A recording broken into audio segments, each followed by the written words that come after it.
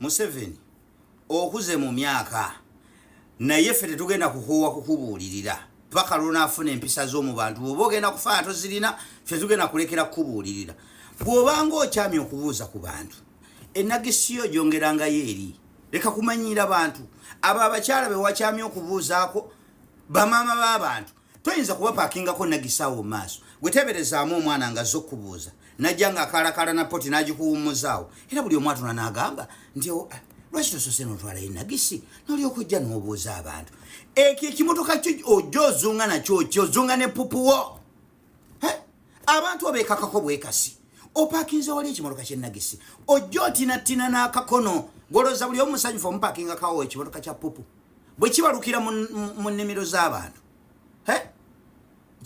bwe kibalukiraawo ennagisi ekyalimu maniwa ennimiro z'abantu zonna zigenda zikala so please yiga empisa z'omu bantu tosobola kujja oze kubuuza ku bantu ng'ekimotoka kye ekya pupu kiri wali siwe bitu we bikola mukulu oyitirayitira nti buli kaseera kirina kukubeerawo okumpi tekirina kukubawala osobola tubuulira nti bane nze bimpitamu mangu lwensonga laki kimbeera waneeno kumpimpi so that we can excuse you naye mu mpisa toddangamu ekyo nkikugamba okuva n'olwaleero ennagisi yo ofubanga okulaba ebeera ng'eri wala don't disrespect people ekisooka abantu obeekakako bwekasi omukazi yafeekinze life ne batuuka omubuuza they know you but they are not interested in you omukazi n'afeekingamu awo life nakubira ku kalulu nadda ku nkumbi ye ekimukubiraga nti tali interested okopa Bobi Wine wadde omanya agenda suula eri enkumbi aleete emisinde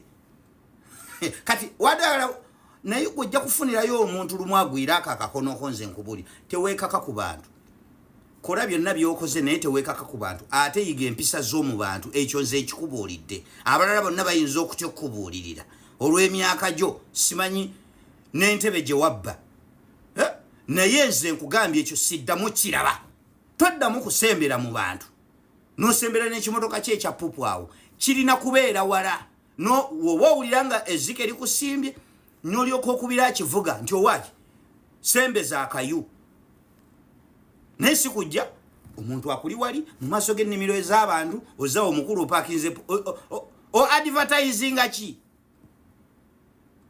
nenziramu okukiraba ng'ojja ojooga abantu ojja ozunga n'ennagisi yootyo jakumpulira obwedda nga temuŋŋamba nga bulijjo amaaso gandi mu kkubo nga nninda omwana agire maga ndaba abalala bagira nga ye tagira ne ŋŋamba omwana tagaana okugira omwana ono naye alimba alumya nnyo alwayo nnyo ngeza okulengera nga naye amaze n'agira. Honorable Chair and Commissioners, my name is Alex Wyson Fumbiro.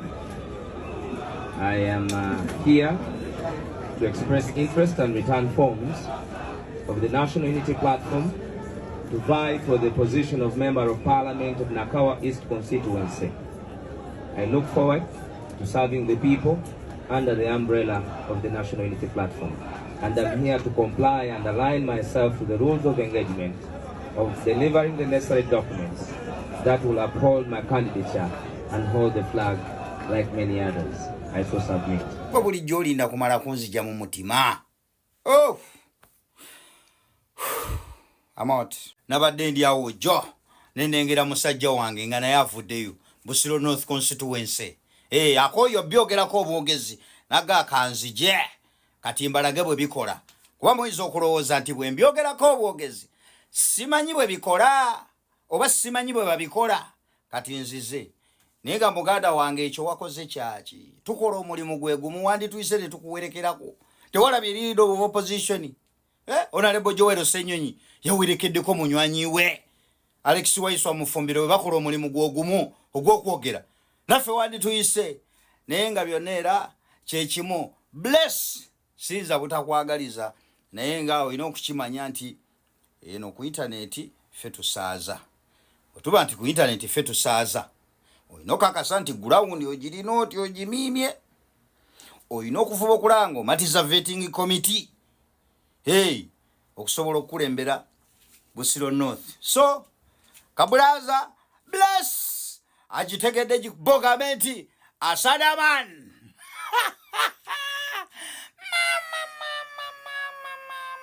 omulyango gw'okuleeta expression of interest forms nga tegunnaggala.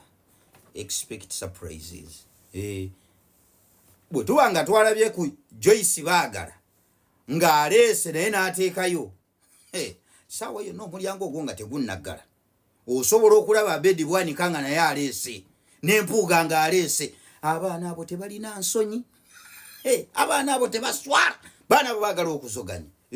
Oyinza okubalaba nga nabo bagize bakalakala nazo nga bazireese. Aga Abedi Bwanika, it is okay. Oba tulina ekibiina kyaffe twakoze DF tekitugana kujja kuleeta. Ate Abedi tetubadde naye mu NUP nga naye alina ekibiina kye, kati naffe tuzireese. Abo abakulu nze mpulira ndi wali eri amaaso sigajja kusimu nga saawa yonna bakuga Bwanika aleese. Naye natunuulira Joyce Baagala nga aleese empapula ze neŋŋamba what a party NUP is. What a party NUP is. The level of tolerance. After byonna ebyatambula bo ne babaga muveeyo tubajjeeyo munange fe ababateekayo ne balemerayo amaanyi nga gabawala ne bakuwa bu media tour nga boogera ebigambo bayita kuli tebaagala kumanya.